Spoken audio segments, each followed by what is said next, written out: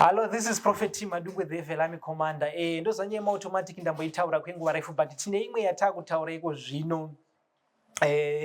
Yatiri kutaura partners for Christ. Anditika partners of Christ yakamira yakadai. Anditika unongoenda nemari yako even kana ukati ndokwanisa $20 per month, ndokwanisa $50 per month, ndokwanisa $70 per month, but partners inoitwa almost gore and above. Anditika then after 1 year ndopatozochikudza kuti of course inofanira kusvika ndakataura ndikati nyedzi automatic kana iri mari inofanira kusvika pa 3000. Anditika but partners of Christ anditika after 12 months ndopatichazoona kuti alright unodeserva kugrandiwa rain. Anditika then kana wava partner kudaro unozopiwa inonzi automatic level and automatic ukaita 12 months dzako. Anditika tozochikudza kuti iwe chita pa 12 months patozokudza kuti iwe chita kana chita 2 years kana chita gore and half depending nokuti uri kupeya sei nemari yawataura. Then after 12 months wopiwa then uzopiwa inonzi automatic level entry. Saka let us partner for the work of God for the second coming of Jesus Christ. Saka Christ partnering Christ anditika yavapo futi, but it's a umbrella term for the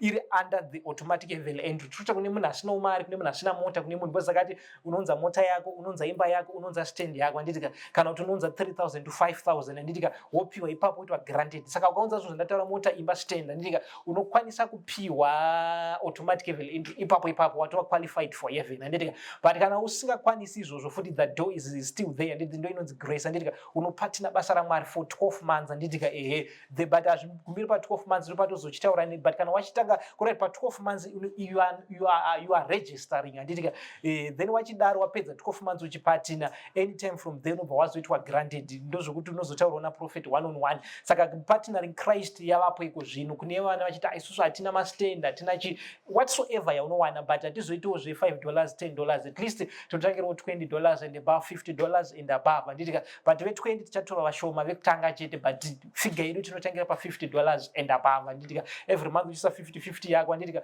kusvika 12 months dzakwana anditika. But kune munhu ukaiso yakawanda anditika lese kana kuti unoda kuisa anditataura kuti figure yedu 3000 anditika waisa 500 unopinda pa 5 months anditika unobva waitwa futi zvechi unobva wapiwa automatic level entry anditika. Let's say waisa 500 yako anditika kuti aina ndikwanise 3000 kawana anditika waisa 500 unopinda pa partners Christ anditika waisa 500 yako ikasvika 3000 even within 2 months kana 3 months uchikwanisa within 2 months 3 months anditika unobva waitwa granted anditika. But kana uchikwanisa zvima 50 ma20 ma100 anditika shoma wanditika ma less than 500 anditika ndopa unopatina for 12 months anditika. But kana uchikwanisa kusvika pa 3000 nemwedzi inoita kana less than 6 months kana 6 months anditika because kaita 7-8 wakutopinda kune echi ye 12 months anditika and above anditika. But kana isingakwanisi kusvika pa 6 months and above unobva wangoenda watoitwa granted anditika saka ndo mushandiro watinochiita. Saka let us partner for this. Saka automatic level entry iripo anditika. Kana une prayer request yako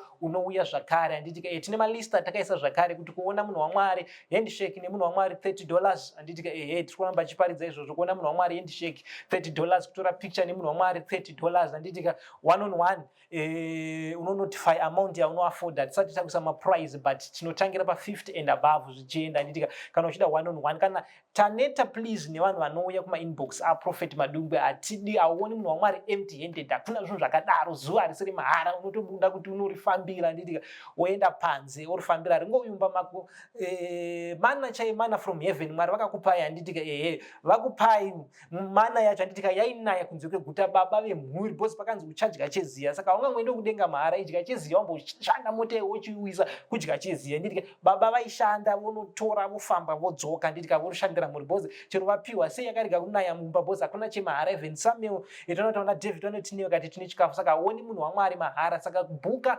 50 zvichienda kumberi, but 50 unomirira zvogona kutora nguva. But iwo pane mafigure anotanga 200 and above anditika. Ukabudisa 200 and above even nhasi chaiye uri kwanisa kutoona Prophet within minutes anditi but ukaunzawo $50 iwo kana 20 wotazokuitira yegrace zvogona kutora nguva unogonaenda paqueue anditika ndo mushandiro watoita. Saka hakuna chemahara. Ina handionekwi mahara varume anditika ina handisi zuva dorotori kuti ukangobuda zuva anditika ukangosumudza chimusoro chako zuva anditika kuti una zuva. Anoti Prophet Madungwe the Velami Commander ndavandione mahara inini anditika handisi munhu wepasi ini handisi munhu wemanga-manga. Munhu anoenda kudenga uda kundoona mahara iwewe handiti. Munhu anoona Mwari uda kuona mahara iwewe. Ndakatochipa harisi business. Because dai ndida kuchaja cheke unoziva kuti kundiona ini cheke. Munotengesa Zimbabwe yese kuti inini mukwanise kuti undione cheke. You cannot pay me handiti. It's appreciation. Ndikati ndibhadhare chaicho Zimbabwe haikwanisi kundibhadhara. Chero America yacho inogadzira ma-US dollar haikwanisi kundibhadhara because po anoti hatina kutengwa neropa nezvinoora handiti. Zvima-US dollar zvenyu zvinoora zvekuti gonzo rikaya rinodya yenza haisisiri mari. Wofungidzira kuti uri kunditenga ipo kana kuti madungu adhura kubhadharisa aiwa kungotenda ukanditi for God so love the world vakatenga nemwanakomana 1 waunga vanaye. Abraham akanzi ndipe mwana 1 ko iwewe. Saka tiri kuti vanhu vane mota dzenyu uende maautomatic handiti. Chero vhenu une 1 tinoda mota iyo ngaiye kubasa raMwari uende kudenga handiti. Saka ina handioneke mahara varume handisi munhu wepasi handiti. Kana wai kwandiri please usachema-chema handiti. Rendi wakambotadza kubhadhara rendi manje nekuti handiti unototsvaka handiti. Chero zvedenga utotsvaka yenda muchida zvemahara handiti. Muchasarira kudenga zvinoda zvemahara. Zvemahara hakuna varume. Pinda maoko iwe uchita handina mari kumba. Mukadzi wangu nevana havana nzara uneti vanokupere. Business is business handiti. Church it's church handiti. Mari mberi munhu kumashure. Hatina basa newe first handiti. Mari yako mberi hona munhu waMwari. Saka mota yako automatic uya nayo nhasi ndikupe ticket rekuenda kudenga handiti. Uchingofa you are qualified kuenda kudenga handiti. Mota yako imba kana 3,000 to 5,000 handiti. Kana usina pinda mupartners for Christ handiti. Asi even 1-on-1 yangu handioneke mahara please. Ina handioni foto rangu cheke unobhadhara 30 US kuti utore foto nemunhu waMwari. Ndautora foto rangu mahara manje kuti unodisplay pastatus pako ndinobenefita chibasa. Bose zvinhu zvese zvinofa kubenefita Mwari. And wandoona handiti isa mari kubasa raMwari yobenefita kwete unongoti upoza nini wapoza. Uda kupoza nini? Handisi murume wako kaini. Handisi mukoma wako kaini. Lami komanda uda kupoza nini uri papicture $30 yako mberi. Wobva watora picture nemunhu waMwari. Handishake ungobata roko rwemunhu akaenda kudenga kuti waitei kuti wageza bhazi ripa handiti. Hakuna zvinhu zvakadaro. Unofanirwa kuuya nemari yako mberi handiti.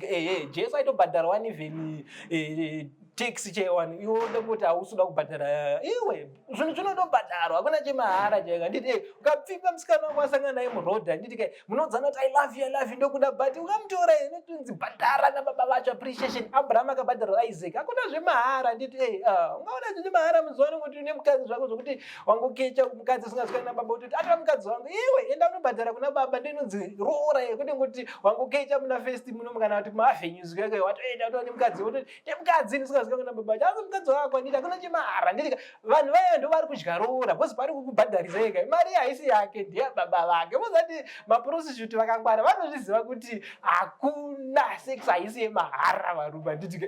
Unobva vangwara vakati tisi taakudya vakudyirwa nababa. Saka tiri kuti uyai partners for Christ. Kana une chaunacho tinotaura togara newe pasi but haundioni mahara please. Chero chepa automatic level entry unobhuka kuti ndine mota yangu ndine mari yakati ye1-on-1 futa handiti. Haui mahara. Saka munotifollow pamapages edu. Musatera mafake accounts handiti. Ndakusiya matitles akawanda Prophet Madungwe. Machannels angu ese akungonzi Madungwe TV. PaFacebook Madungwe TV, paYouTube Madungwe TV, paTwitter Madungwe TV, pese ngori Madungwe TV, even paInstagram handiti. Page inonzi Madungwe TV yezongeta page kumbera handiti. PaChurch Line ungoya panhamba yedu yamazo Yesu 0762311156 handiti. Saka nyeka buda unobvunza paChurch Line kana unoenda kumaplatforms yayo handiti. Please paWhatsApp hatidi zvenyaya zvongoti morning munhu waMwari kana uya une nyaya handiti. Panoona Facebook tichakutenderai kuti muchisoma comments ndichapota ndichiverenga. Handisi munhu anodada zvangu ndi munhu ari very simple, the simplest prophet on earth. Mwari vachitira zvakanaka. May God bless you. Ticharamba tichiposta. Thank you all.